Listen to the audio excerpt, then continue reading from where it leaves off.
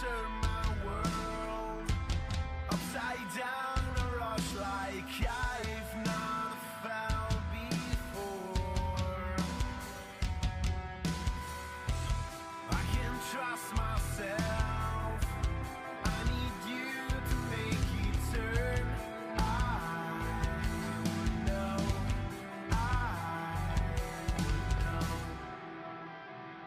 Will you follow me when the sky starts to change? Yeah, we won't be afraid. We'll never be the same again. Will you follow me? We won't leave it to chance. We can't write our romance. We'll never be the same again.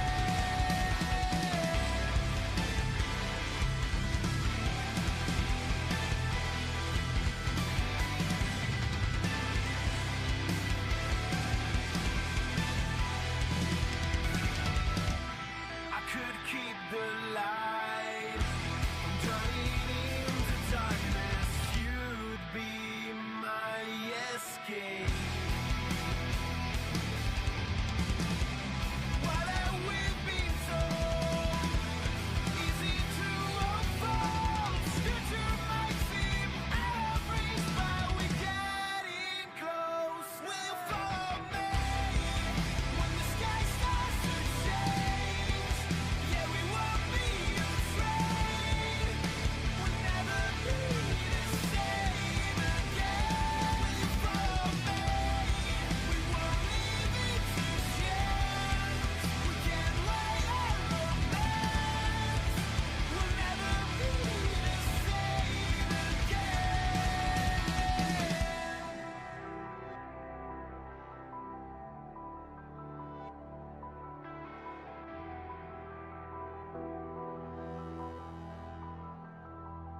Will you follow me when the sky starts to change?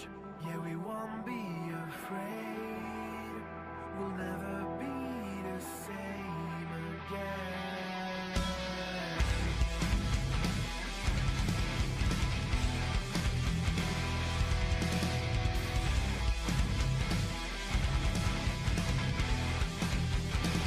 Will you follow me when the sky starts to change?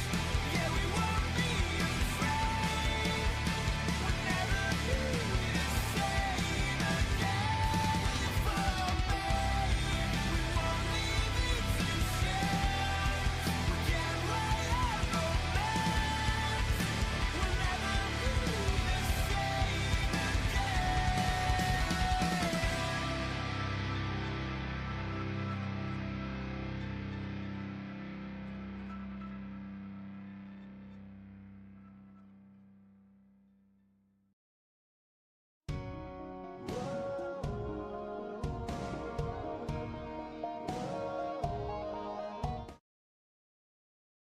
With anime in our souls and thoughts of wrestling out of control, we are a group of weebs who love the entertainment of professional wrestling. So allow us to be the voices inside of your head as we go through the wrestling event of the evening, give our thoughts and predictions on what's to come, and provide an experience inclusive to all you nerds out there. So grab your steel chair here for the table and get put through an experience unlike any other. We are, of course, brought to you by Anime We Studio, and this is the Weebs of the Ring podcast.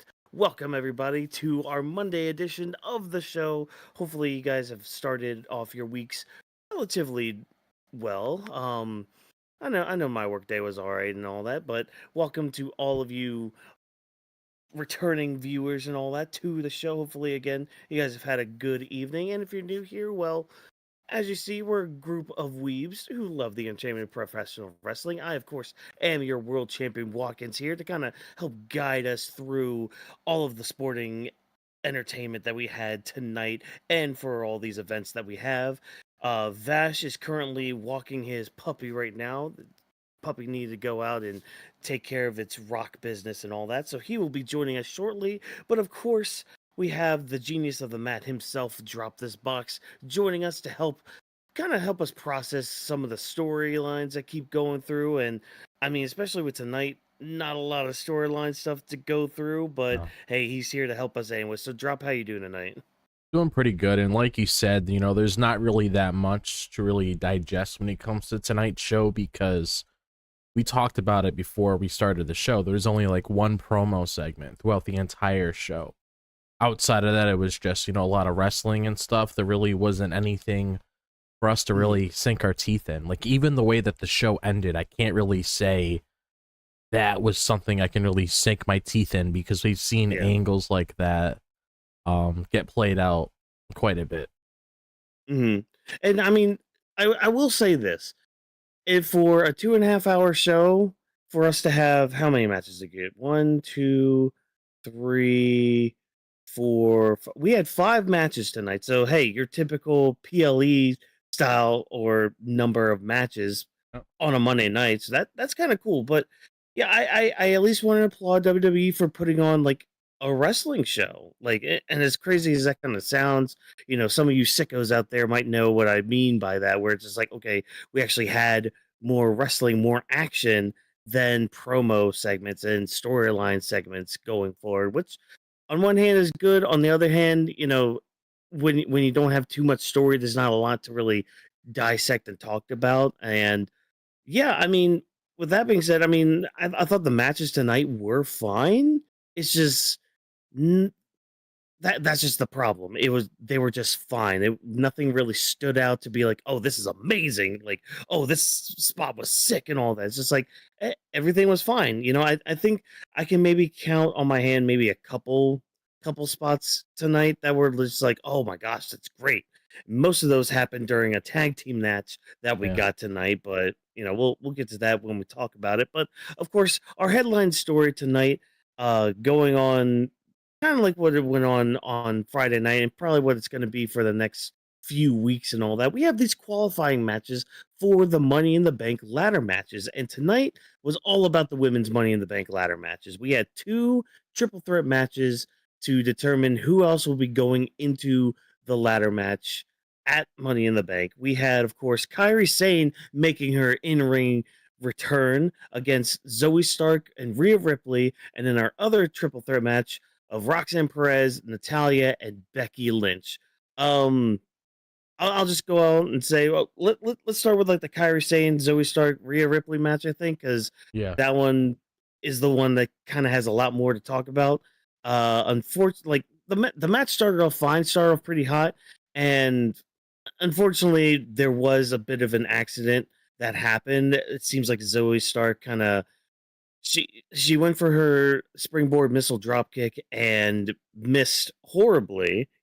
Again, accidents happen and all that, but it looks like she kind of blew out her knee Yeah. to the point where she had to be carried out by the doctors. I'm really hoping she's all right because I know she's had knee troubles in the past. Yeah. But which kind of sucks because like I've been one on this channel to kind of push the Zoe Stark agenda a little bit because like as much as a charisma vacuum as she can kind of be sometimes, she is solid in the ring, and I've always tried to push for her to like be able to do more or like get more opportunities, and she finally gets a chance to be on TV for the first time in God knows how long. I mean, I know her and Shayna were in that tag team That might have been the last gauntlet time. match. Yeah, and even before then, it was like a few months before then, Yep. you know? Um, so yeah, I just feel really bad for her right here because, like, again, her first singles thing in a long time, and an accident like this happens, like, it just sucks, man. And it honestly, it kind of sucked the rest of the energy for me in the night, like just seeing that. And I mean, kudos to Kyrie and Rhea for their professionalism to be able to continue on because I mean they put on a banger for a bit Oh yeah, definitely. after that. And I mean, again, kudos to their professionalism for that to be able to really adapt to the situation. But at the end of the day, it's going to be Rhea Ripley winning. I'm assuming she was probably going to be pinning Zoe Stark in this. Like That's what when I you think. kind of, yeah, like when you look at this lineup, especially with Kyrie coming back, you would think Zoe Stark would be eating the pin, which whether she was going to or not, that's neither here nor there. We will never know because of the injury and all that. But again, I mean, kudos to Rhea and Kyrie for their professionalism through this. But Drop, what comments do you have? Do you have any thoughts about like this going forward? Because I know a lot of people are kind of getting tired of Rhea Ripley. Yeah. I have seen those complaints going around here and there. Like I get it because there's a lot of Rhea. She also does push a lot of merch and all that, and makes the company a lot of money. Yeah. So any thoughts about her going over here? Anything about like Kyra's return? Because I thought Kyra looked really good coming back. Yeah, she got a good Um, reaction. They showed her backstage. mhm. Oh yeah. Yeah, so it's like I was happy to see Kyrie back because, you know, like they said, she's been gone since December, so it's nice to have her Hmm. back in the division. And one of the things that I noticed when she had her entrance is that they didn't say that she was a member of Damage Control. She was just introduced as Kairi Sane, which I thought is very interesting. And I've also saw the whole thing that you mentioned about the whole thing with Rhea Ripley always being here, always being there. I get that thing because, you know, I feel that way towards, I can't necessarily say I feel that way towards certain people because after, you know, talking about these shows with you guys, after a while, we start to understand, like, why these people are in the positions that they're in, like a Roman, like a Cody, you know, Bianca, etc., so on. You start to realize, you know what, we understand why they're here. We do understand why the audience feels a certain way about these people. But to me, when I looked at this, I feel like she's probably just here mainly for like one of the most common things that they love to do with these kind of matches. And that's star power. They want to enhance the Hmm. match in some way, and throwing a big name in there like Rhea Ripley definitely adds to the match because you have Roxanne Perez, which we'll talk about right after we're done talking about this. She's new to the game. Getting her in the ring with somebody like Rhea is a pretty big thing for her, plus whoever else gets involved in that match. Hmm. So I was just glad to see Kairi and Rhea, you know, continue the match doing their thing. And it seems like Rhea works very well with girls like that, I noticed. Because I recall, I remember she had a match with Asuka like a couple years ago. It was a pretty good match as well that those two had with one another. So it seems like there's certain people. It's like a similar situation with like Tiffany and Nia Jax. There's certain kind of people where those Hmm. people work very well with, and they're able to put on a good match. And I thought they were able to do a pretty good job. And when it comes to the whole Zoe Stark thing, like I saw a lot of clips online. I didn't really see her get carried to the back until I saw clips Hmm. because I just watch it through my Netflix. But Yeah. it is unfortunate that that had to happen, and that's not on her because, you know, accidents happen in the ring because at the end of the day, you know, they put their life on the line to entertain us. So Hmm. sometimes when you're pulling off a move, and that's why sometimes after a while when somebody comes back from an injury, they end up, you know, taking that move away from their arsenal because it was one of the reasons why they were in the position they're in, and they don't want to really revisit where they were before because of what they did with that spot. But Yeah. I saw it in slow motion the way that she shattered her knee and everything. Like she's probably going to be out for like a year or so. Hmm. And I think what hurt me the most was the screams that she was making in the Oh match. yeah. Like at first you think, oh, she's just selling and all that. Wow, that was kind of hard to say. Yeah. She sells by the she solar. Anyways, um, yeah, you would think, oh, she's just selling right here, but yeah, Yeah. after like the second or third one, you kind of start hearing, oh wait, no, that's a legit scream. That's like, oh my god, I am hurt scream. And I saw one tweet too where they had pointed out that Zoe had yelled out Kyrie's name beforehand. And I can already tell that people are going to be latching onto that, being Oh like, "Oh, yeah. Kyrie wasn't in Yep. the right spot." Blah blah blah. It's just like when you look at how Zoe landed, even if Kyrie was there, she was gonna land like that regardless. Yeah. At least how I saw it and with my eyes with it. So if you're gonna sit there and blame Kyrie Sane for this, first of all, no, just no. I'm gonna Yeah. stop you right there. It's not Kyrie Sane's fault at all. Exactly. You know, it's just one of those unfortunate things that just happens in this business. All right. Um, yeah, I feel more for Zoe than I do anybody else that's been involved with these matches so far. Because that's the thing. It's just like, did Rhea need this win? No. Do I get the thing about the star power? Yes. It's just Yeah, she could I have do. Mhm. she could have easily had a match with Io at Money in the Bank if she really wanted to. Yeah. But it's Yeah, she like, could have. yeah. So it's like I get that whole thing, but it's like, Yeah. I mean, at this point, like I even told a couple of friends, I was like, you know what? I don't really care who really won this match. Really, it was more Yeah. as to what happened with Zoe, like during the beginning of the match itself, is what I was focusing on. So Kairi went over or Rhea went over, because I already know they're not going to win the thing, so it doesn't really mean anything to me. I know they're just there just for Yeah. you know, a good spot in the match, but that's what I was paying attention to the most. The whole thing was Zoe, so it's like, okay, Rhea won. You know, I love her and everything. Don't get me wrong, but it's like, Yeah. I don't know. I was a little bit more focused on what happened with the whole Zoe situation, especially since Sonya's not there, Shayna's gone. They even mentioned in the back that she's starting this new adventure or whatever. So that's another thing that suck. It's like you're starting the next chapter of your story, and look what happens. Not her Yeah. fault. No, not at all. And like the worst part is like the match started off really hot. Yeah, it did. Like they were starting off probably a little better than the other triple threat match that we'll get to here in a second. Yeah. And I was really excited. Again, like I've been one of the people, especially on this show, that have pushed for Zoe Stark to be and do more and all that. So it just kind of sucks that this happened to her. And I mean, with the other triple threat too, like it was fine. Like again, it was fine, especially with the people in it. But like you kind of understand what's going to happen too with the people involved in storylines happening, because obviously I was one of the people that was like, oh yeah, Lyra's going to come in and cost Becky the match, and look what happens. Lyra comes in and costs Becky the match, but like. There were a couple good things in this triple threat match too. Yeah. Like there was a lot of good mat wrestling, especially between Roxanne and Becky. Like them going back and forth between like the disarmer, the crossface, rolling up pins and all that. Like that was really cool. Like that was legit wrestling right there. Yep. Like that, and that was stuff that like we were seeing with like Lyra and Becky back at Backlash. Like it was some good shit, you know.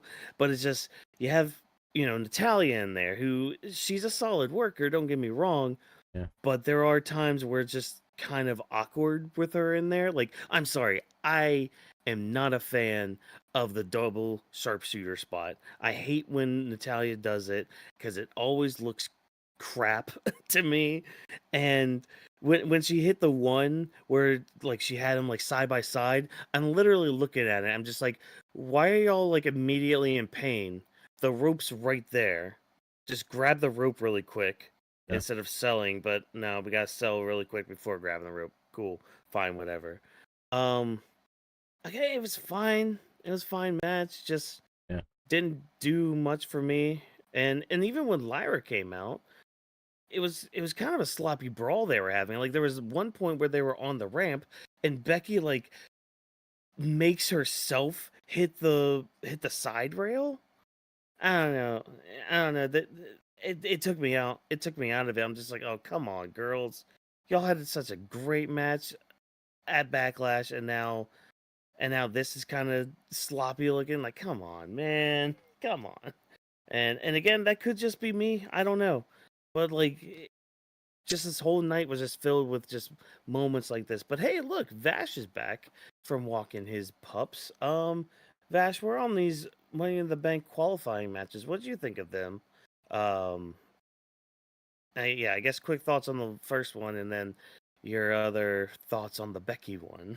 So I heard you guys latter half of the first part of the conversation when it came to Zoe Stark and the Rhea match. Once Zoe got out of it, you guys were 100% like you was caring more like, hey, how's Zoe's health? How's her update? Like this was a great opportunity for her. We would have loved to have seen her there for a third time because Michael Cole said it during commentary that Zoey Stark has been there in the past 2 years at Money in the Bank. So like, okay, cool. Her third time, maybe girl's gonna be a underdog. Maybe she might win it. Who knows? But then now this opportunity that gets lost in the shuffle just because of a poor drop, and it's just like best in your health, hopefully best in your recovery, because like Drop said earlier, she's gonna be out for at least a year. It's just like Bronson Reed. He had a great rocket that he was going through it, and then just because of a poor drop, bad placement of his ankle, that he had to be gone now for almost a year now. I think it's been like at least 6 months since Survivor Series. So it's been some time. So it sucks for Zoey Stark. Once girl was out, Rhea and Kairi, whoever won, it didn't matter. I agree with Drop that if they wanted star power, they could have just had Rhea and Io, but then you would have had another win of Io over Rhea. Would we want that? So just more conversation, but it will give Rhea a good opportunity to be at Money in the Bank. I don't know if she's been on it before. So No. if she hasn't, cool. So now it's her first time to get kind of her feet wet in the experience of Money in the Bank. So that's my thoughts over on that one. When it comes to this match, I do agree with Watkins with what he said that this match felt good, but once Lyra came out and it felt big, starting to split in too many storylines within the match, trying to push something forward. Roxanne was my favorite to go in. I was very excited for her, so nice to see her, and I can't wait for us to talk to the mixture of the Judgment Day stuff, because I'm curious to see your guys' thoughts about this as well. But when it comes to Roxanne, her winning this, I'm very happy for her. When it comes to Becky, it is what it is. With Lyra, they had to continue just because she did mention when it was Lyra talking to Io, and she said that I already beat one champion. So like, okay, you mentioned Lyra, so I assume she's gonna come out. So when it comes to storylines, we know once they're mentioned, means they're most likely gonna come out eventually. And because of Natalie, no lie, I would have been fine if she came to the Money in the Bank, because Michael Cole spoke highly of her, saying that she's training the up and coming like Maxi Dupree and others. So it kind of shows like, hey, girl been putting the work. Maybe we might nice to see her in a good spot. I didn't mind that if that was an opportunity, but Roxanne obviously was a favorite, and Becky is still building up the storyline with Lyra overall. Yeah, because the way I looked at it personally is like each of these other girls that didn't win the match already had ongoing storylines, so it's kind of like we already knew the outcome before we jumped in. Because with Kairi, she can explore that whole thing with Io now. It's like, okay, what's going on? You're a champion now. You're not really acknowledging me or Asuka. Maybe that's the whole thing, and they're trying to pin right there.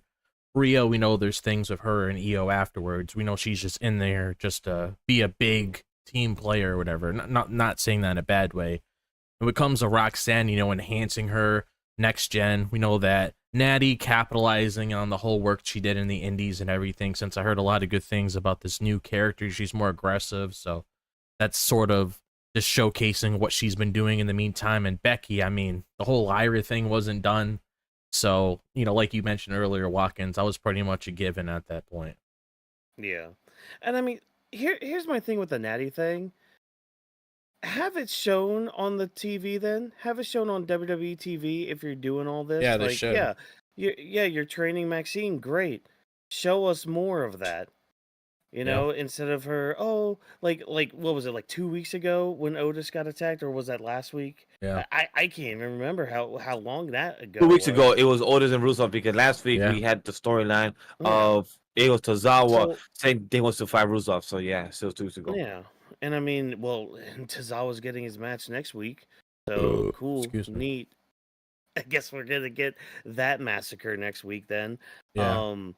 But yeah, like if you're gonna like tout on commentary, oh yeah, she's been training this person, training that person, doing this, doing that. It's just like very great. Question then, they did post it on social media, I believe today or yesterday, of her training, I think on IG or something. I saw it within social media, and I believe it was connected to Natty and WWE. So wouldn't that kind of like, yes, you could have the excuse like, why do we need to go now to all the social media when it evolves into the main storyline to the characters that we see in Natty? Mhm. But like Triple H has said, like we could also see other parts, like the OFG and others. With the social media, they're showing McDonagh training with Natty. It would be nice to kind of see that reference again, like they always do repeat other stuff on the show. It would be nice to repeat. Hey, just show a quick replay of 20 seconds. Yeah. Yeah, because they used to do Instead, you have it- vignettes before. Yeah, exactly. Yeah.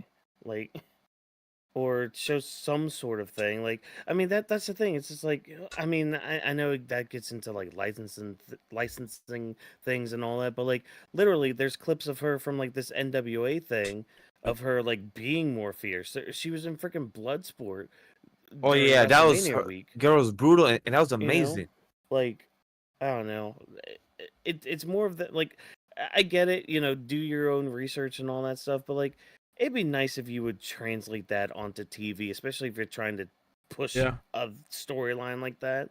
Like, at least show it a little bit more rather than, oh, they were in a gauntlet match together that they got squashed in Yep. by a team that wasn't a team. But that's just me kind of being a little more negative on everything. So yeah, cool, neat. Our Money in the Bank ladder match is getting filled out. Love to see it. I have a quick Again, side question. I'm not sure if you guys did speak about it in the beginning of the show when we were doing the intros, but mhm. would you think that the Money in the Bank qualifying match is being affected within the, I believe, one of our other peers within the wrestling community, like the 2-3 weeks of the pay-per-view intertwining with one another, and then them trying to set up within the same week of trying to set up another pay-per-view. Do you think that's affecting like the build of what's going on to Saturday Night Main Event, the build for Money in the Bank, like the storylines are intertwining within one another? Well, let's throw this out there real quick, okay? Saturday Night's Main Event is not a PLE; it's a TV special. Yes, So that's true. there's that thing. Yep. But with the whole Money in the Bank thing, it's like, because here's the thing: you can build for multiple events. Yep. That is fine. That is a-okay. You gotta be, what's the word? What's the right word I'm looking for? Make me care. Make me care about what I'm watching, I guess is the thing. Yeah. Like, write something or create a storyline to really hook me, to make me want to watch. Because, like, Yeah. I'm sitting here watching Monday Night Raw, literally saying, I don't need to watch any of this. Literally tonight could have just been a highlight show. I could have just not watched it. I could have just looked through social media and be like, okay, I follow everything that's going on. And I would have saved myself 2.5 hours of sitting there watching this that I could have been doing, I don't know, playing some other game that I don't know what I'm going to play yet because I finished Expedition 33 and now I have nothing else to do with my life because that game is now done and over with. Yeah, it's just like you can do this, and Yeah. they have done this in the past. It's just you gotta have the focus there, but their focus is just on so many other things. Like you're literally gonna spend short little rant here. You're gonna spend freaking 5 to 10 minutes of your TV airtime to talk about a basketball player that's gonna be on your damn video game. And like I get it. It's a mix of pop culture, all that stuff. I get that. I understand that. You could have just why couldn't that be on social media? Why did that have to be on the show? Yep. There's plenty of other talent. There's plenty of other stories you could push. Like there's plenty of other things that you could have done in that time rather than push for a guy who's going to be in your game in the future. Like not even like plastered into, because I don't think it was part of this pack that came out, this DLC pack. No, I believe he's I believe he called it the Duncan pack or the Duncan patch, which is something like that. months from now. Yeah, I think. But that's the thing. why are you doing that? You know, promoting another sporting event that happens on Wednesday. Oh, wait a minute. I know why you did that. Because it's Wednesday. And you know what that means? Freaking dynamite. I have seen through you now, WWE. Look at that. There we go. But I don't know. It's one of those things that just kind of takes me out of it. Because, like, again, I get the pop culture references. I get, like, having intermingling things like that. I get that. I understand that. Just I want the focus to be on our events. I want the focus during the show at least to be on the show, on the characters that you have on the show. You know, if you're going to do something with the basketball player, fine. Make it shorter then. Like you have people vying, trying, scrapping for TV time, and you're gonna give it to somebody who's not. I don't know. Just I Yes. don't want to get on that kind of a rant No. because that'll just get me. That'll get me started, and I don't want to get started. I don't want to tonight. You know. Drop. Did you have any comments with that before? No, I don't really give a shit, to be honest. I mean, I don't even have the game, so I don't really care. Yeah. So But I mean, it is a good topic of conversation with that. Oh, though, 'cause yes. It's like Yeah. you know. It's because like when it comes to story build, like that's all important, and that's what like Yeah. me and my girl was having a conversation about the while we're watching Raw. Like she's trying to understand what's the story, and she hasn't seen Raw since WrestleMania. So her watching the main event with me, it was a beautiful moment to see. She's like, "Wait a minute, my favorite guys are going against Seth. Like they're all going against each other." So it was cool to see that she likes the main event aspect. But earlier stuff, Yeah. she was a bit confused with everything going on in the build. So it's just interesting, like for us who are watching the weekly and critiquing it, seeing it as a fan and everything, but also having my girl as a casual fan who is watching it, but also asking questions. You could tell the difference of how the product is viewed, and it's really Mhm. it gives you fresh eyes. Yeah, exactly. Which, appreciated for that because it's like, okay, you're getting drawn in by the main event. Yes, that's good. But like that's the draw in, but the hooks are all in the mid card. And right now WWE's kind of they're hit or miss on their mid card Yeah. a lot of the time.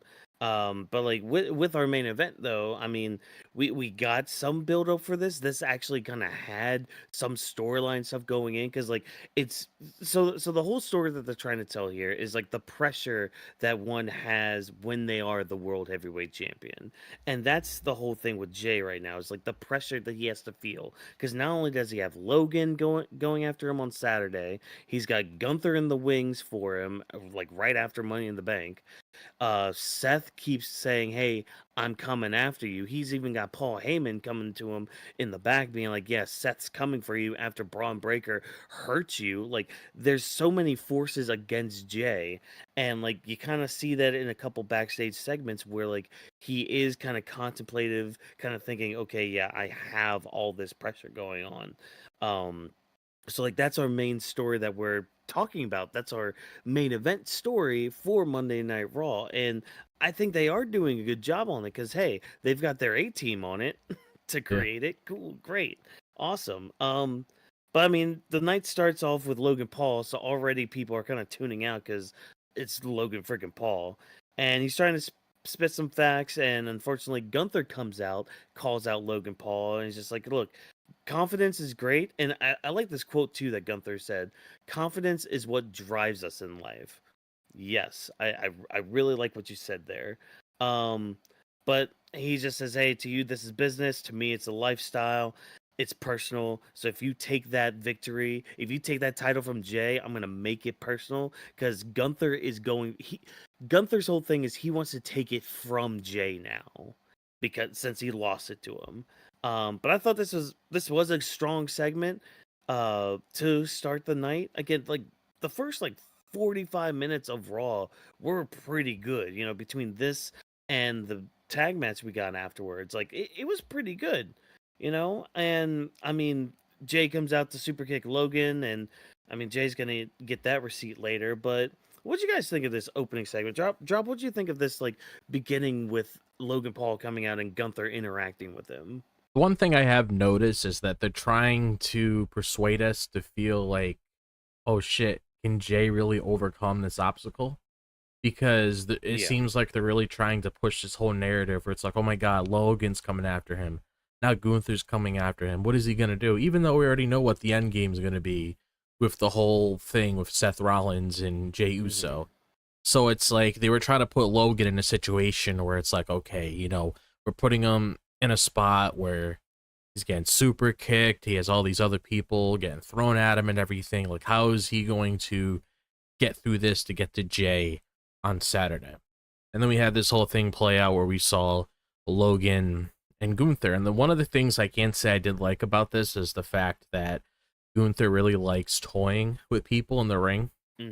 Because I was even talking to a couple of my friends about this where they're like, why is Gunther glazing Logan so much? And I was like, you gotta know Gunther at this point. Like, he always talks about a certain person for so long, and then you let that last minute or two go by and he completely like flips the switch and he just says all this other shit right after. So it's like he knows who Logan Paul is.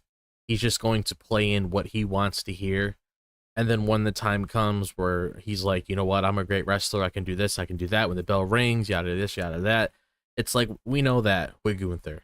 So it's like, I liked that whole entire, like, pretty much just slapping him across the face, metaphorically saying, you know, this is your taste of reality of what you're about to get yourself into, because no matter if it's you or Jey, I'm going to be getting my title. I'm going to be getting my title back, because we all know this Saturday, Jey's going to beat Logan. They're going to have that match after Money in the Bank.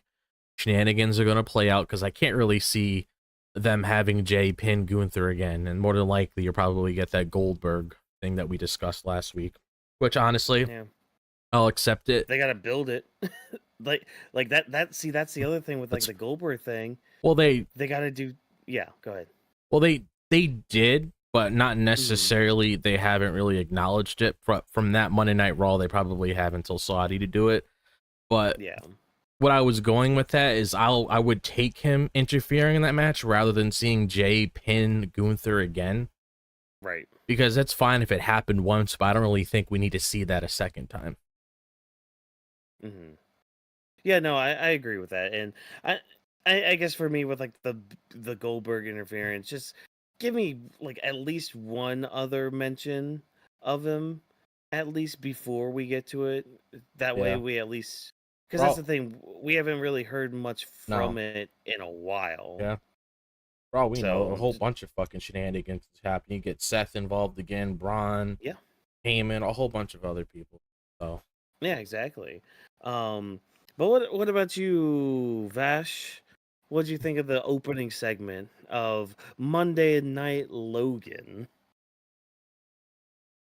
I don't like Logan, and I was ready for him to get up on screen. I was ready for Gunther to just do like a chop on him. I was like, yo, got a pop. I was ready.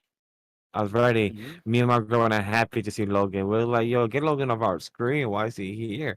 But I do agree with you guys. They're making Logan feel not like a final boss, but they're making him feel like a mid boss. Like they're trying to make him feel that, hey, you are menacing. You are a character for Jey to be a mid boss, so he could feel like he could triumph. Because in the beginning of the show, he said, yo, I'll knock you out 3 times. And I'm like, fuck, he's gonna knock him out 4th time. By the end of the show, guess what? He knocked him out 4th time. I was like, okay, makes sense. You get that 4th time to be knocked out. Yeah. But then, so Jey is going to win. Like you guys said, we know, like Job said earlier, is the end game of Jey and Seth. Soon, probably by SummerSlam or before that. Yeah. But when it comes to this, Logan and Gunther, I like the interaction. That's all I got to say. You guys spoke very highly of what it was. It was good interaction between both of the characters. And I agree with Job that if people was mad that they were glazing our boy Logan, that's how Gunther's character is. He's a general. He always analyzes, he always observes, and then he knows how to strike. He's a person that's tactician. If you don't observe his character, the way he uses the body language and his facial expression, that is the way the character Gunther is. So look more into your pro wrestling. Don't judge it by what it is, because that's what it is. It's a storytelling form. Yeah. And also, like, nice continuity, too, of Gunther, like, kind of praising Pat McAfee in a way. Being like, hey, you know what? He stepped into the ring. He's not much of a wrestler, but, he at least had the heart to fight me. Unlike you, who's a businessman. Yeah. And so I like how that kind of played, because the whole thing with Gunther is just the mat is sacred. Wrestling is sacred. Like, again, it's his whole life and everything. And with all of this being everybody's life, I mean, we see throughout the night how, like, people like Paul Heyman, like Seth Rollins, they've got this plan going forward where they're gunning for Jey, and I think what they're trying to do is put all this pressure on him in order for him to crack, whether it's through Logan constantly interfering, Gunther, like, becoming the beast we know he can be, trying to intimidate Jey. Like, I love how Paul Heyman spun the stuff that Logan Paul was talking about in the ring towards Jey, where he's just like, let me spit some facts to you. Fact, Bron Breakker's gonna hurt you. Fact, it's non-title, which means, and it doesn't really matter whether he wins or loses, because what he wants to do is hurt you and just slow down that momentum that Jey has. And it's all towards getting that title back on Rollins. And then Rollins, in turn, is going to Logan. He's going to Gunther, being like, hey, you know what? We're gonna beat up Jey tonight. We're gonna hurt him pretty badly. He's not gonna be 100% come Saturday. So, once one of you guys pick the bones from all that, just know me, Seth Rollins, is right behind you and right there, ready to gun for it. So I like how Seth is just casting these fishing lines, seeing who's going to take the bait to kind of help him become the world heavyweight champion. I really like his interaction with Gunther, though, because they don't really interact too often. No. Yeah, the last time we had it was last year, I think. Mm-hmm. So this one, it made me want it. It made me want Gunther versus Rollins, which I don't know when we'll get it, but I can't wait for it. That actually kind of gives me life to see. I appreciate it when Seth said, like, Gunther, I like what you did with my title. It just kept it simple. He didn't really break down thoughts. He just said, like, I like what you did. It wasn't good. It wasn't bad. It wasn't critiquing how, like, most fans online say, oh, Gunther wasn't doing all this. The booking wasn't perfect, but I like how Seth just said, Leo, I like what you did. It kind of feels a bit kind of solidifying his title reign. That wasn't horrible. It wasn't bad. It was not great, but we hope to see the next one to be better. Mm-hmm. And Jey, he's got Sammy in his corner, in case the numbers game gets to him. He's got Sammy, and in turn, that means he has Punk to kind of back him up tonight. And it all leads into the match, which I thought the match was pretty good itself. I think, Jay's definitely kind of trying to shut up a lot of the critics online about his in-ring ability. I think spot of the match, I think, was that, like, pop-up Samoan drop he did to Braun. Like, that was sick. But I mean, much like many main events or many matches in WWE anymore, ends in a DQ because out comes Seth, because again, their main mission wasn't to win a match, it was to hurt Jey. Again, just not having adding more pressure. 100%. Yeah. Exactly. And Sami and Punk come out for the save. Like Vash said, Logan Paul comes out for another knockout punch. I mean, that's basically the build for everything. I'm gonna defer to you guys a lot more. I know I've been talking everybody's ear off, just kind of like laying the placemat here for everything. But Vash, go ahead. I like that you brought up the pop of the Samoan drop. That was a move that I like how they also slow it down. Like, when they show the replay, because I even was impressed by that by Jay. I was telling my girl like how Bron Breakker and Jey right now, they're gym buddies. So like when they travel, they go to the gym together.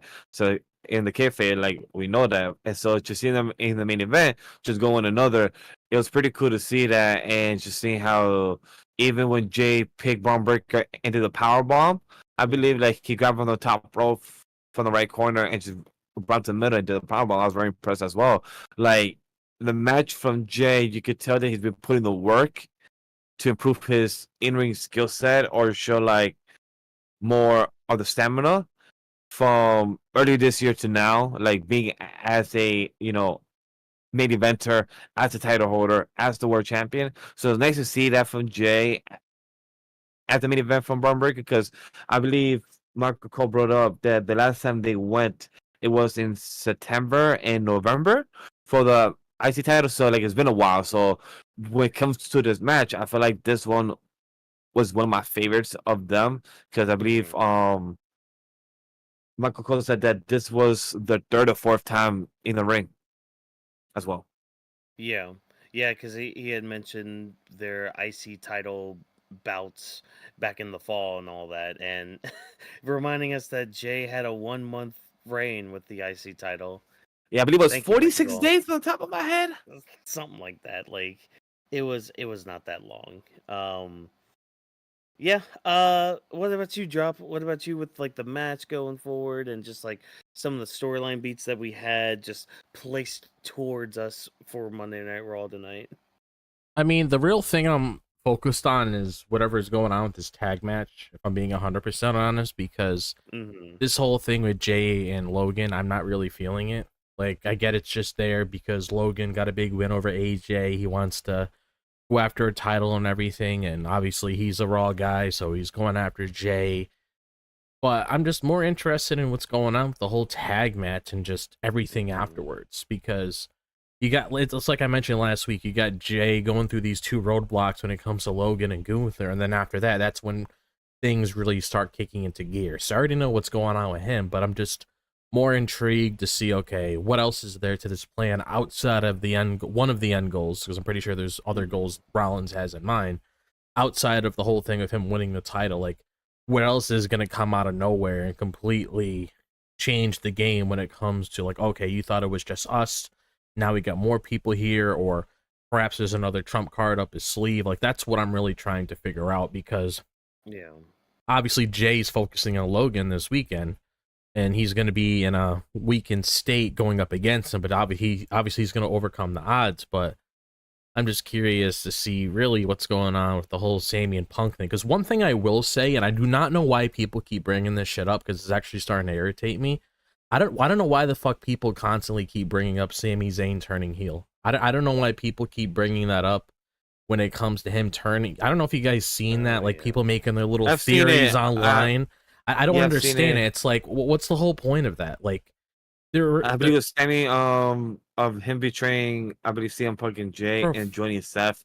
for what though? Because isn't that counterproductive after the whole initiation to begin with? When Seth approached him, it's like you say no there, and you don't want to get sent to SmackDown to have a chance. And I say that in quotations because obviously John has a title, that's not going anywhere. But it's like, what was the whole point of that thing before if he's just gonna go back to it again? So like, I don't understand that. Plus, it doesn't. I don't really feel like a heel Sammy would do any good right now either. So like, that's one thing I did want to throw out there that just seems really just comes out of nowhere the way people are thinking with that. Yeah. Well, like that's the thing though, too. And I mean, you kind of hinted at it as well. It's just like, well, what's really the point with these two teaming up? Or I guess these three when you add Heyman into all of it. Because it's like, okay, is the point just to get Rollins the title? Because if that's the case, why is Bron Breakker involved? Because shouldn't he want to have the world title? I mean, he's beaten Jey before. Yeah. Yeah. Like, a couple times, mind you. So why isn't he trying to get the title then? Why is it all Seth centered? And I mean, it could be this whole thing where it's like, okay, well, we're taking Braun under our wing, so he has to like be the little man and all that. And like, it could be him just like actually listening to people, because we know just from the past year, like him on his own has, yeah, it got him the IC title, but he lost that first one very quickly. Yeah, he regained it, but didn't really do too much with it, if we're actually being honest. Um yeah, it's just I want to know what the mission statement, I guess, is for them. Like, is it that they're trying to make the world title scene more prestigious? I feel like Are they that's one trying? thing. I'm starting Yeah. to feel that too, especially once you get Heyman involved with that, which he's the kind of guy that takes things seriously when it comes to the sort of Yeah. storylines he involves himself in, and I kind of feel like that honestly would probably be the best outcome when it comes to that title, because that's what they want. And like, obviously, regardless the way you look at it, they're always going to look at the title that John has now, or whoever has it, to being the number one title. But at the Yeah. end of the day, what they're doing right here, I can appreciate, because wherever this story takes off, and I'm very invested in it. I love every bit of See? it. So I'm not gonna sugarcoat that or say anything. I didn't like it, because I do, but I feel like that right there is definitely one of the parts where he knows he made it special, because he did. Because a lot of people bring it up, that title hasn't felt the same since Seth had it.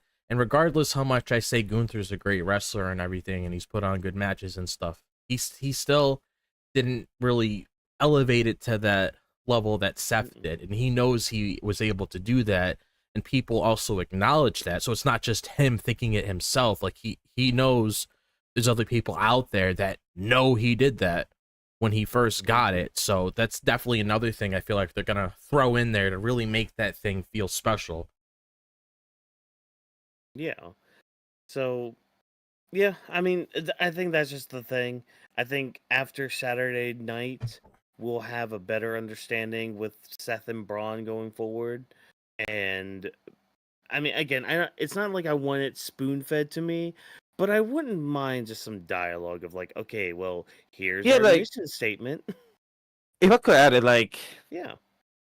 we want to know the mission statement is a correct term to know, like, what is the goal of this group? Like, what is your end goal? Like, for Roman, we know he wanted the Ulafala, he became the tribal chief, and he became the WWE champion as the longest reign.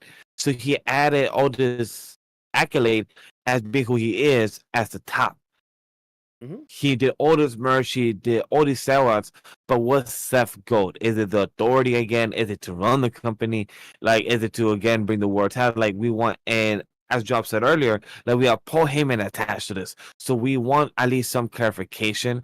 And even when Paul Heyman was with Roman Reigns and Bloodline, he gave us dialogue. He said, hey, my name is Paul Heyman, and I am the wise man for the tribal chief. But there was Seth and Paul Heyman, he's more of kind of like the Watcher. If for anybody that watches Marvel, like the Watcher, he's like watching the Bron Breakker and Seth, telling them a few things. Even during the matches, the main event, he was being very expressionate. My girl was laughing. I was enjoying. Like, I feel like he's being more of a character more now, but I'm just curious to see where the direction is, as well as you get. Like, what is it that we're supposed to be getting from them? Yeah. Yeah, and I mean, it's just a simple thing as that. So hopefully, again, on Saturday, we find all that out, or at least a little bit more of it, or at least feel like things are progressing forward and all that. So we're gonna keep progressing forward as we talk about our mid card stories now.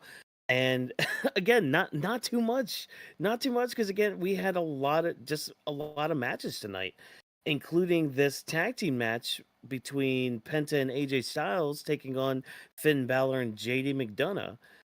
Again, it was a good match. I mean, I'm starting to really just kind of I don't I'm starting to understand the WWE formula when it comes to a lot of these matches. When it comes to like their triple threat matches, for example, like I mean, this is something that's been ongoing for years now with their formula, where it's like, all right, we have this multi-person match, but we gotta get like some of the extras out of the ring so that way two people can have their spot fest, and then switch one of them out for the other one. Switch one of them out for the other one. Until like, oh, here's our Tower of Doom spot, and then like breaking up pinfalls here and there, near falls and all that. So like that's the triple threat thing, and then the tag team match thing. Uh, Mainly when you're like with a faction as the Judgment Day is, hey, the other guy's gonna cause a bunch of distractions, and Carlito, he is the perfect guy to continue just getting in the way of AJ and Penta trying to win this match. Because like they had this match basically in the palm of their hands a lot of the time, but Multiple because times. of Multiple. yeah, multiple times, but because of Carlito, because of an El Grande Americano that keeps getting involved, AJ and Penta lost the match. Penta eating another pin too in like a tag team setting. Okay, fine, because tag teams wrestling and all that, but it feels so formulaic to me, and I'm just sitting there just thinking, okay, we're gonna do this spot. All right, here's the hot tag. All right, now shenanigans afoot.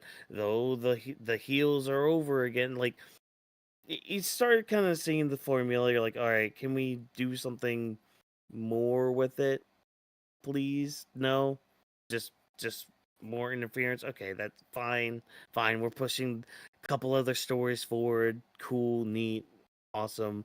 Um, yeah, I don't have a lot to say about the tag match. Like it was Look, fine. It was one fine. thing for me, I would say the positive out of this tag match was fantastic when it comes to the chemistry out of these four gentlemen. I'll say, yeah. This match was fucking fantastic out of AJ and Penta. I believe Michael Cole said that this was the first time sharing the ring like that or something like that. I may be off. Also hearing Bullet Club being mentioned was fucking fantastic to hear from Michael Mhm. Cole saying that, Finn Balor was the leader at one point with AJ Styles and like just giving that backstory of the connection from New Japan and about knowing about Bullet Club briefly on my end, but just knowing information that they're filling the gap for other casual audience. So that's great to hear. And the match was honestly fantastic. The chemistry, and also I love how they was matching gear. AJ Styles with the red and Penta with the red, and then Mhm. Finn and JD with the purple and black. So just cool dynamics between all four gentlemen. I believe the match was almost a good 20-minute long. It was honestly really entertaining.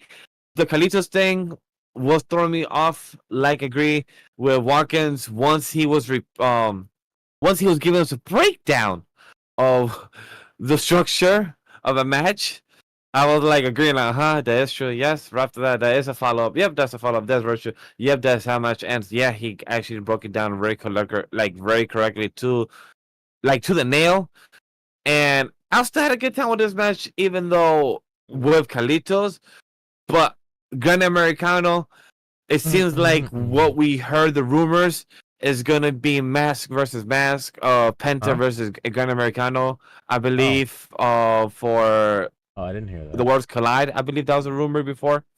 I'm pretty sure that's just IWC speculation. Okay. Because if you look at what's currently going on, El Grande's been involving himself with the Lucha Bros. I feel like it's heading down that direction a little more. Mhm. And then you can get Vikingo can get the belt all through Del Rio too. Ooh. Oh, that'd be nice. That'd be sweet. And then they never use Del Rio again. That's actually the funny thing, because that's actually taking place the day before. I think the day before he's actually going up against Alberto for the title. So I feel like they're purposely trying to get it off. Yeah. Oh wow, really? Yeah. I mean, I think he can probably beat him. I think so too. I think he should. Oh yeah. But that just gets into a whole other can of worms that I don't feel like opening right now. Oh no, we talked about that in a past episode. That fucking article. Oh my god. Oh my god. But Also, another spot of this match, that Mexican Destroyer to JD on the outside. Oh yeah, Oh my Oh, she was god, brutal. on steel That shit was steps, right? brutal. Steel that was steps. good. Oh yeah, I That shit was I tough. love the Mexican Destroyer. I love people who are selling it like they're getting spiked on their head, like Chad Gable, for example. Like he's one that really takes that move Oh yeah, really well.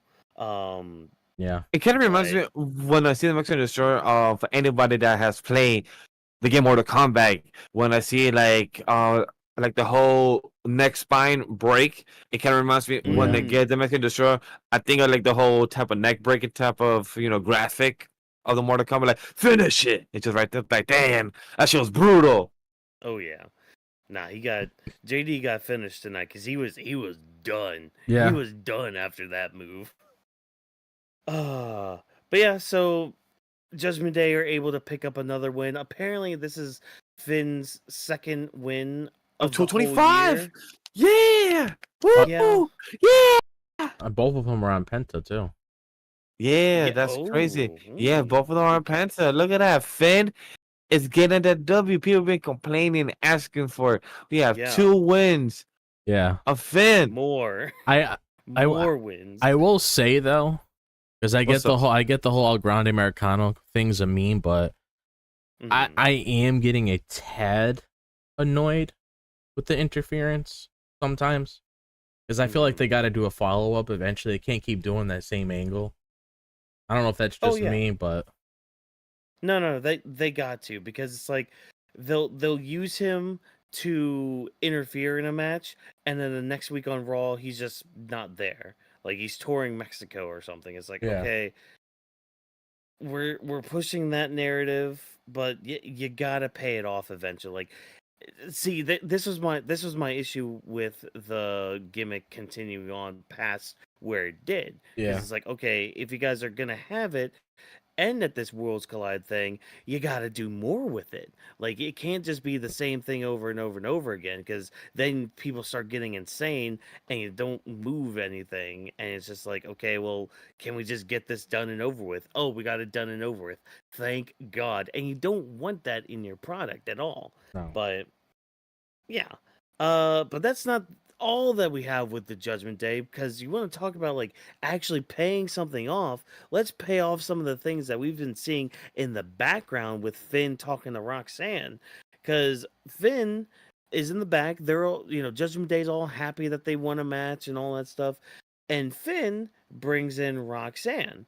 Now, at first, he's just like, I'm bringing Roxanne in to join the Judgment Day. And then everybody's just like, hold on, we need to talk to Liv first, which I'm sorry, I thought the Judgment Day didn't have a leader, but now we're all saying, oh, well, Liv's not gonna like this. It's like, oh, okay, so Liv is the leader of the Judgment Day. Cool, neat, excellent. So yeah, it seems like Finn's gonna try to like force Roxanne in there, and I mean, kudos to Roxanne for bringing in some gifts for everybody, like some chicken nuggies and some apples. Like, smart on her. Like, again, she's a prodigy, so she knows exactly what she needs to do to win people over and to win matches and all that stuff. Do we see, because like Raquel didn't like this at all either, and no. Oh no, she didn't. She Dom, smacked the apple. She smacked the apple. oh yeah, It's funny how she did that because he just grabbed another apple afterwards because he had like I forgot what they call them. I should know this because I work in produce, but they there's a certain name for it. But he's literally just smacked the apple and then he just pulled another one out right afterwards. I love it. That's good. Do we think Raquel's gonna join them? Because Finn does have a point where it's like, okay, well, the guys, we have our backs and we can interfere in our matches, Mm-hmm. but Raquel and Liv don't really have anybody else. No. So why not just throw Roxanne in here and all that? So Yeah. Raquel's still a little, I like it. yeah.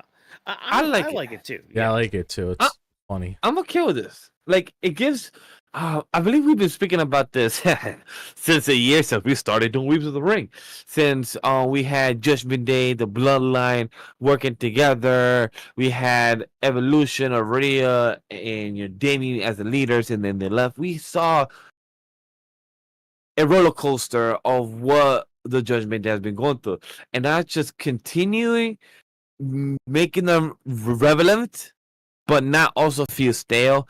Adding Roxanne, adding somebody who just joined, adding somebody who's like a prodigy, and also adding a new woman to the team that could help work out. You have a reason, but Finn, I don't like the way you're smiling. You are loving this chaos.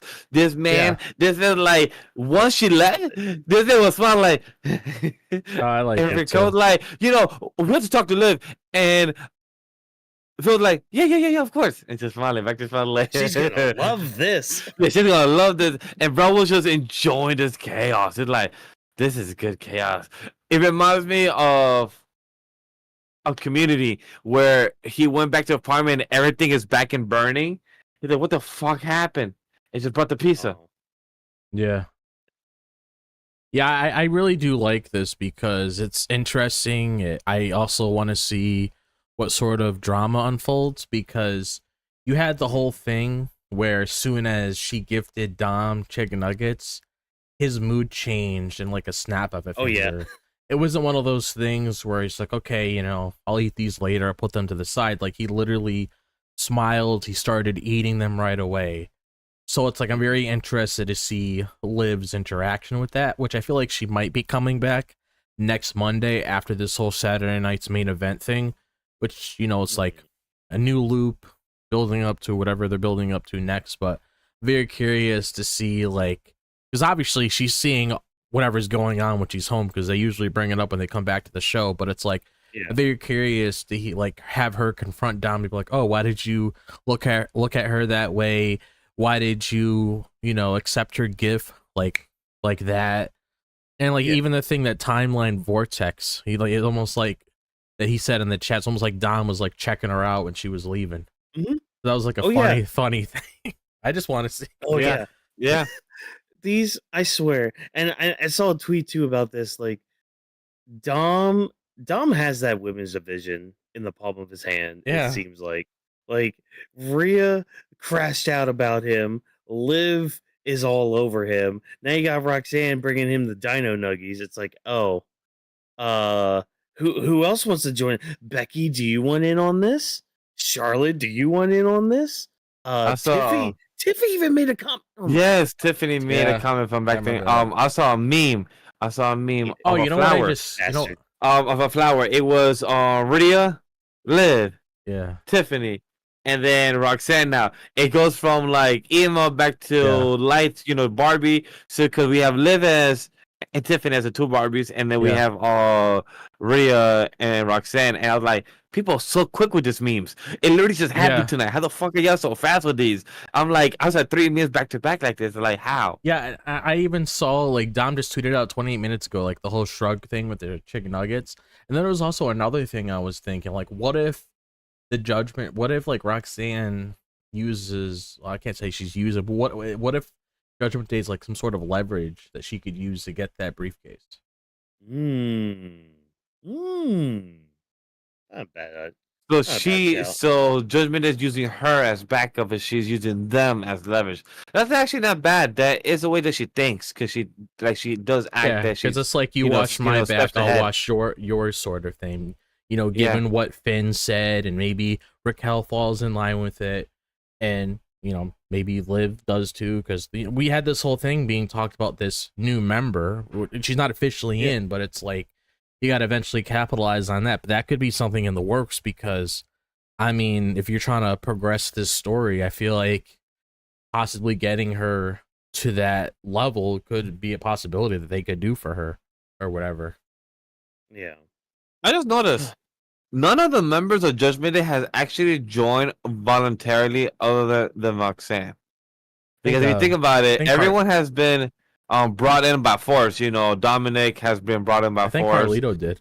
I think he just. He joined voluntarily. Yeah, his first and night. R-Truth. Yeah, you're right. R-Truth and Carlitos. Yeah, his first night. Finn in a way too. Oh yeah, that's true. Finn was brought in by Edge. Oh yeah, that's true.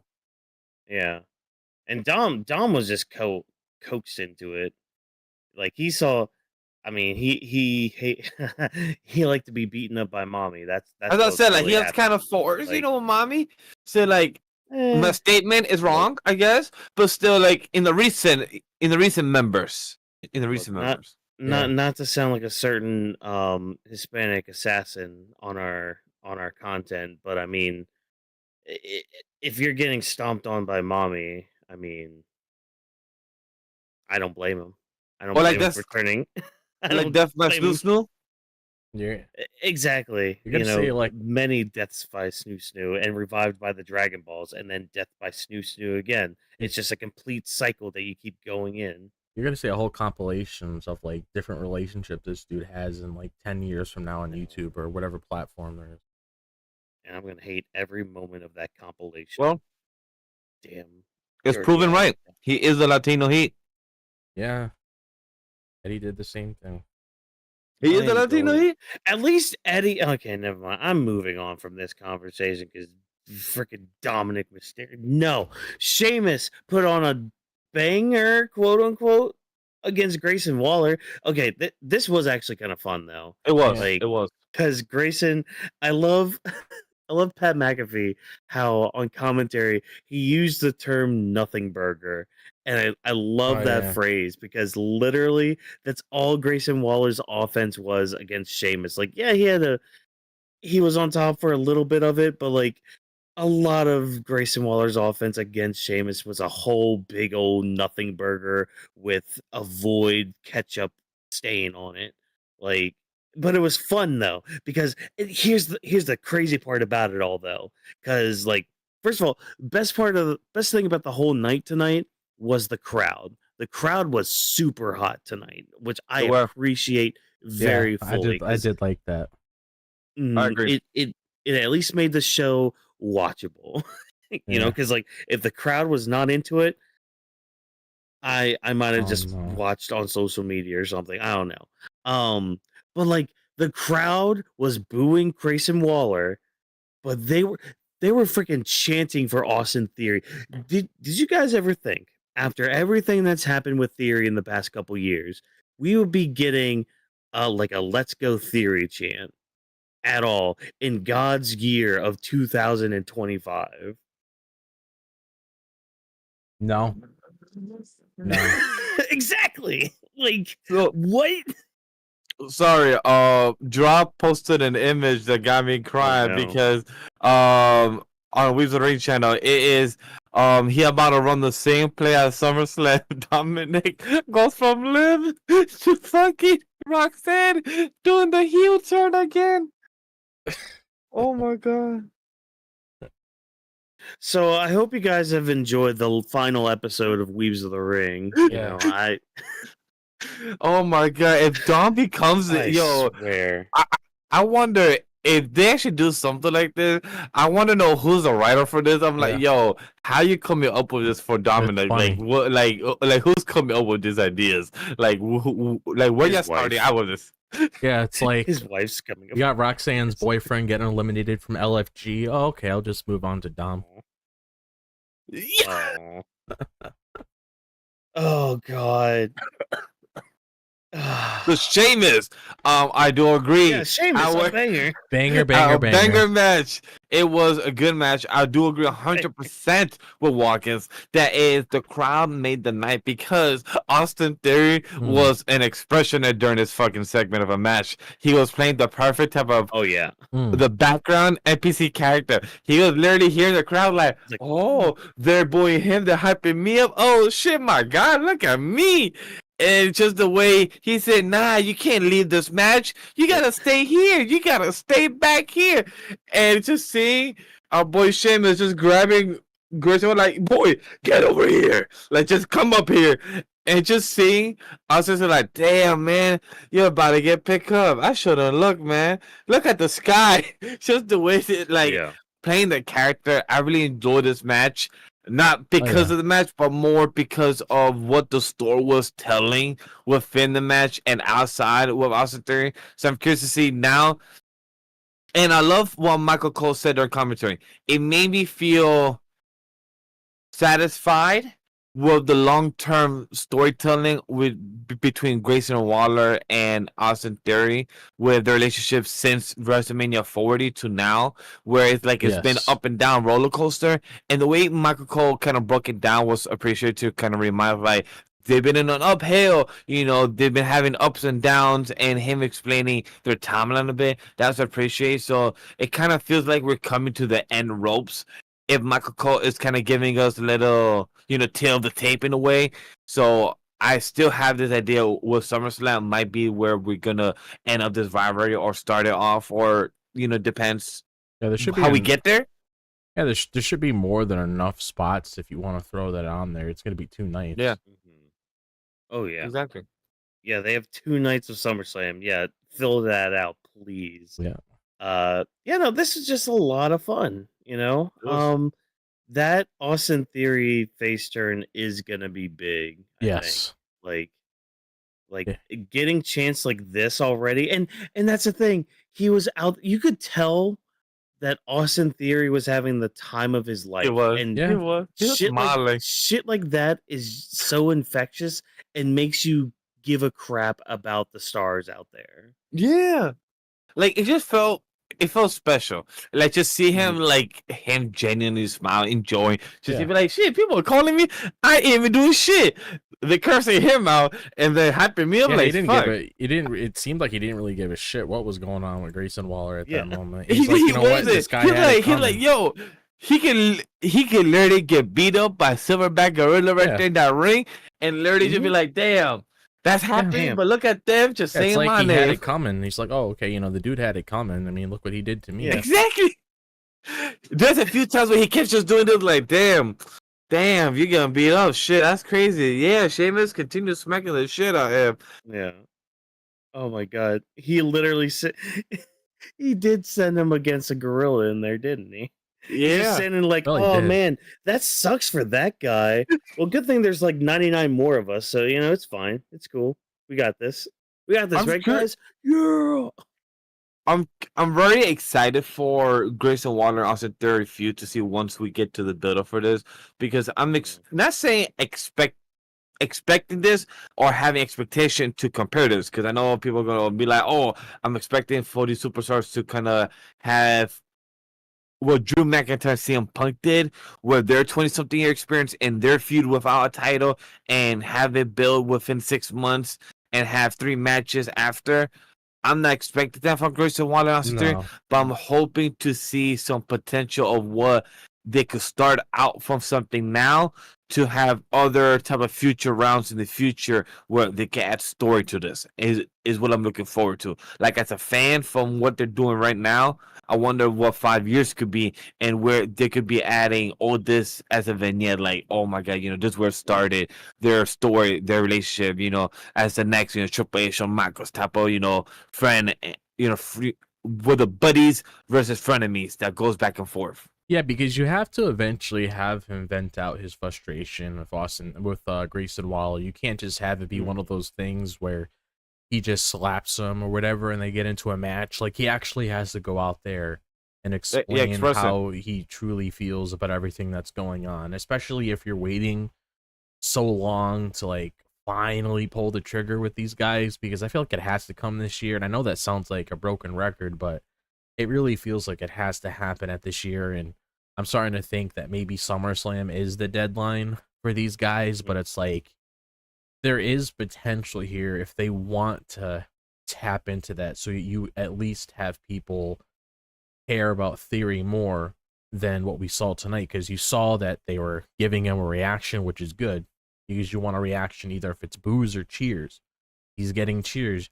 You gotta get to that point with other superstars when they're involved in scenarios like this. Even I'll bring up Lyra, for example, because when she used to come out before, she didn't get that much of a reaction, but because of this match that she had with Becky, people gave her a reaction when she came out, and then they actually gave a shit when she pulled Becky out of the ring and did whatever she did there. So it's like, get some sympathy there when it comes to Grayson being like the big bad guy in this feud that they have later down the line. Yeah. Yeah. And I think it's gonna be a lot of fun Yeah. to watch that, and especially if they let them go all out. Let Yeah. let them go out. Let them leave it in the ring, and we could have some magic with it. Hmm. But yeah, hopefully, this win kind of propels Sheamus closer to that IC title win. Hopefully, yeah. Hopefully at SummerSlam.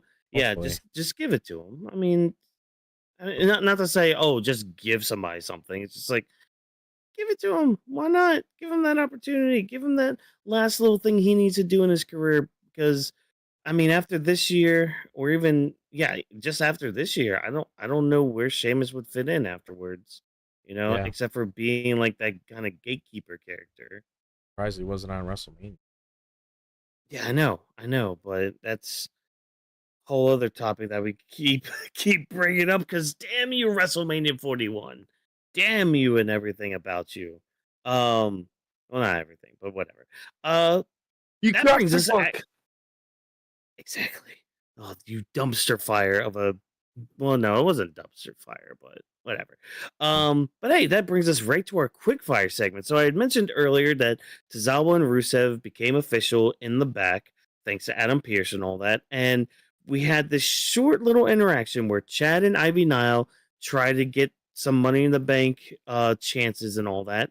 And the New Day interrupt this conversation that they're having with Pierce, and they want to talk to Chad Gable about this War Raiders issue that they have. So I'm expecting shenanigans during their triple threat match next week. And of course, Tozawa and Rusev, that's just going to be a massacre. Yeah. And Deadpool and as it Juggernaut. kind of should be. Yeah. Deadpool and Juggernaut. Yep. Except Tozawa. Well, no, Tozawa will probably he'll regenerate. It's basically probably when he slower. ripped them apart in like that early stage of the movie. Yep. Exactly. Vash is trying to remember the movie, just like, wait, how did that go again? Oh no. It went a I wasn't trying to remember the scene because I did remember the scene, so I appreciate Drop to actually give the exact type of frame. I was trying to think of a different character, not Deadpool. I was trying to I see the Deadpool version, but I'm not what other comparing. Tozawa can it be? Well, I'm not comparing him to the character. I'm comparing him to being ripped apart. That was the whole. yeah. That was the whole Yeah, the thing rip I was apart, yeah. going for, because you're putting a defenseless man up against somebody that would eat him alive. That's why I brought that up. I thought about what's his face Conquest from Invincible with Yes. with what's his face crap, what was the little boy's name? Oliver. Oliver, where he's just holding Oliver in the air. It's just like, all right, I'm gonna rip you apart slowly. First, it'll be the skin, like going slowly with like what's gonna be that's gonna be Rusev and Tozawa next week. Rusev's just gonna have him up. He's just like, all right, I'm gonna rip you in half. And first, it'll be your skin, and then your vertebrae will break. It's just like, oh no, poor Tozawa. Yeah, He's gonna Kratos and I just remember Helios. the one I was gonna Hmm. give the reference Boy. of the main character from My Hero Academia Vigilantes. Is Tozawa, and Rusev is Knuckle Duster. Oh, Or just poor Kratos whenever he's about to annihilate the boss at the end. That too. boy.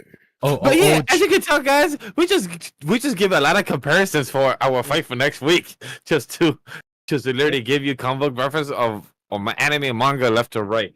But the Chad and Ivy, cool.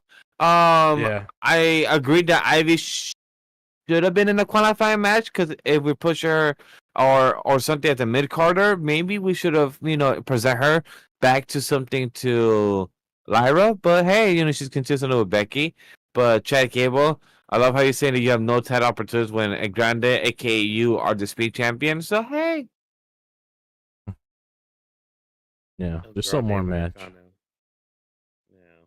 Yeah, it'll be fine. And as you can see, everybody, we're just gonna.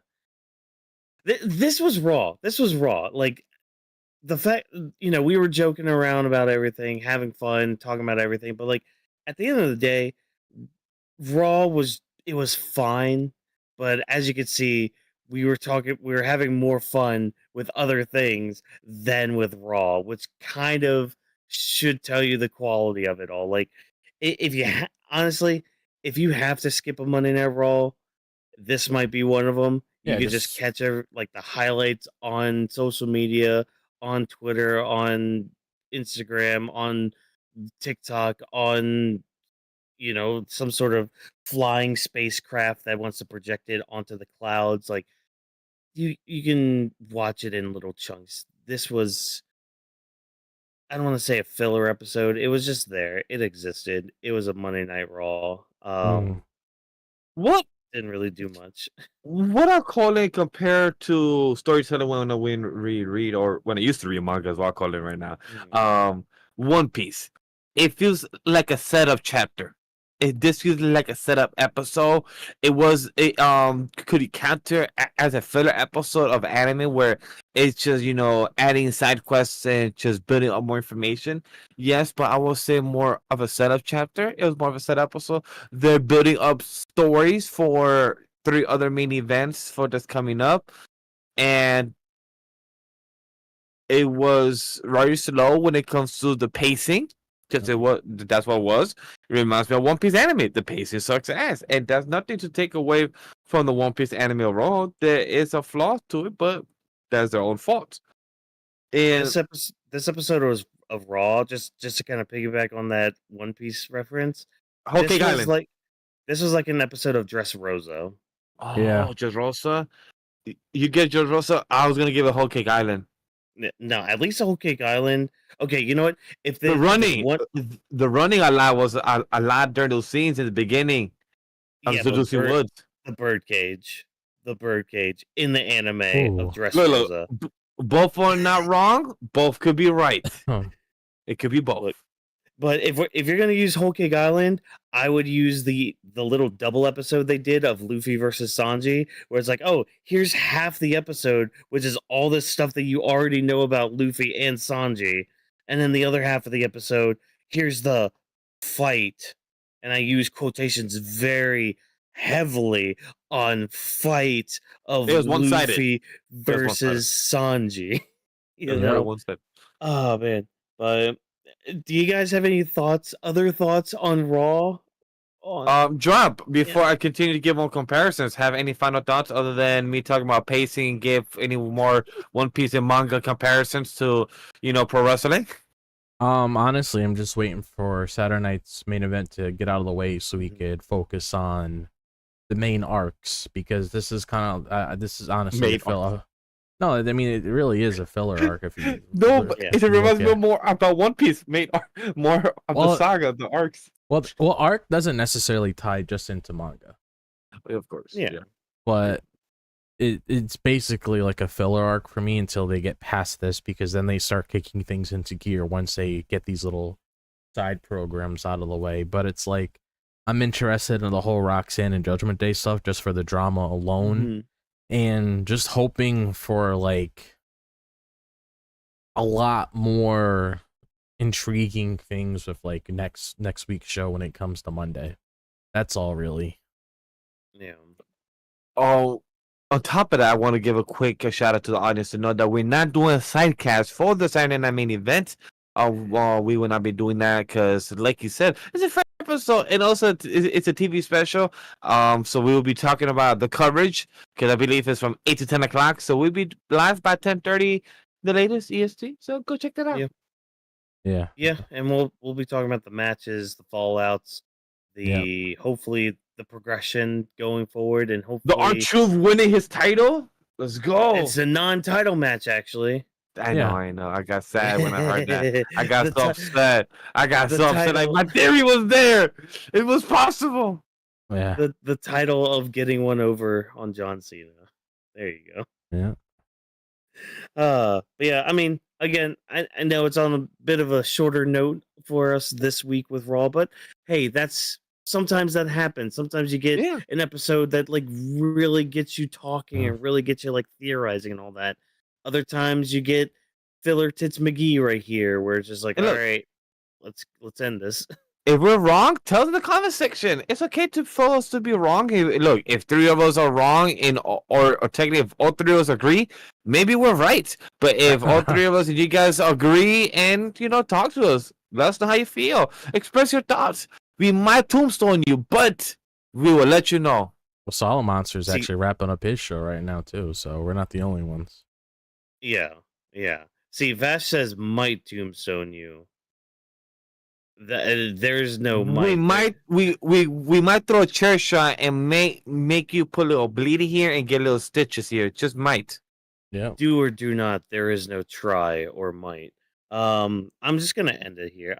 We're just gonna end it before we just dive into craziness and all that stuff. So, if you guys have lasted this long and have checked out the VOD or still here live for whatever reason after this week's Monday Night Raw, hey, thank you so much for checking out Weebs of the Ring, and thank you for taking time out of your day to listen to us just ramble and on about wrestling and all that stuff. So if you enjoyed what we had to say, hey, there's a bunch of handles that you could follow us on all of our social media platforms. You got at Drop This Box, you got at Watkins MW, you got at Legend D Vash, you got at Anima We Studio, which is the parent company, and of course Weebs of the Ring and the hashtag Weebs of the Ring. Those are places you can follow us, you can talk to us, you can interact with us, give us feedback and say we're nothing without you guys tuning in, and we love to improve our game and all that stuff. And of course, the hashtag Weebs of the Ring helps us keep the conversation going and see just what all of you guys are talking about. Again, we're creating a fun community here and just want to bring more in and just have fun with this crazy world that we know of as professional wrestling. Um, Weaves of the Ring is presented by Anima We Studio. Thanks again to our production team for all of the hard work that you guys put in every single day to make this show a thing. Um, Thank you once again. And remember, as always, no stunt grannies were harmed in the recording of this podcast. Have a good night, everybody. Rest easy. We will see you on Thursday for Grappling with the Week. Take care. And I'll see you Friday. Oh, Respect that. see you guys.